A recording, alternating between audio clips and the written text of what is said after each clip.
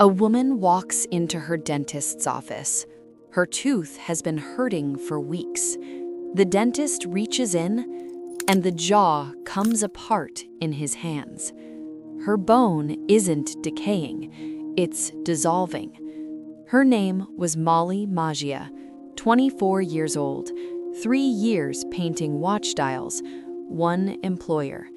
They knew before she ever picked up a brush. They knew before the first woman walked through that factory door.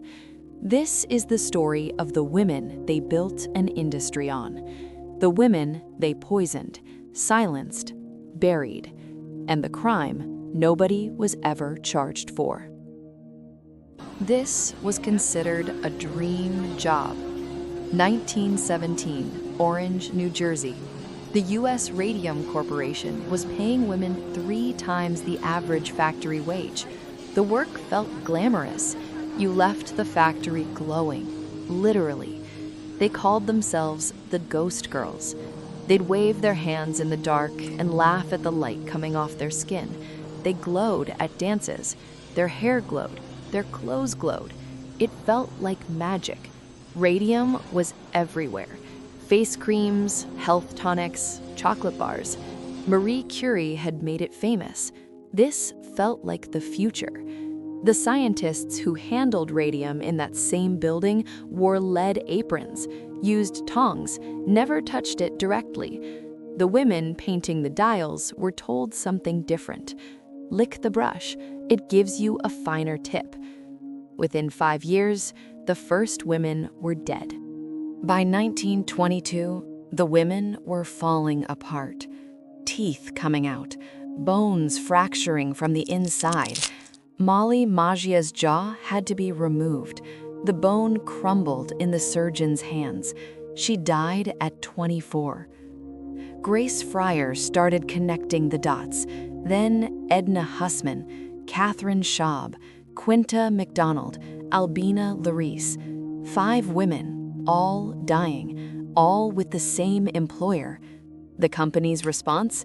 They blamed syphilis, a deliberate lie to destroy their reputations, to make sure nobody listened.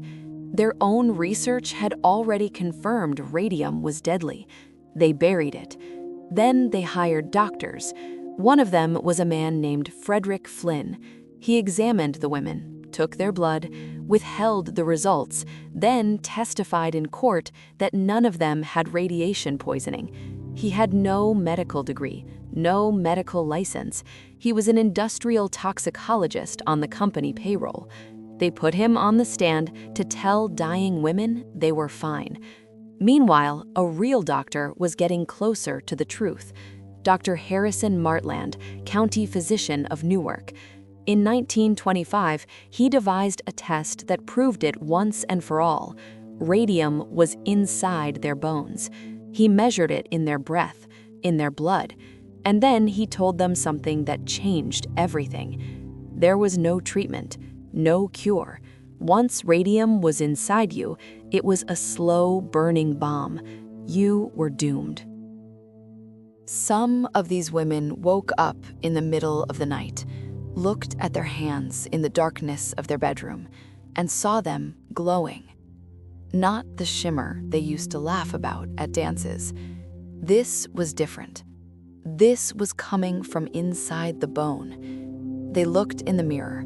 They saw what was happening to their faces. They knew. They got dressed anyway. One lawyer finally said yes, Raymond Berry, 1927. By then, Grace Fryer could barely lift her arm. She wore a back brace just to sit upright. None of the 5 women could raise their hand to take the oath. The judge let them testify anyway. The company brought their own expert, Frederick Flynn, the toxicologist pretending to be a doctor.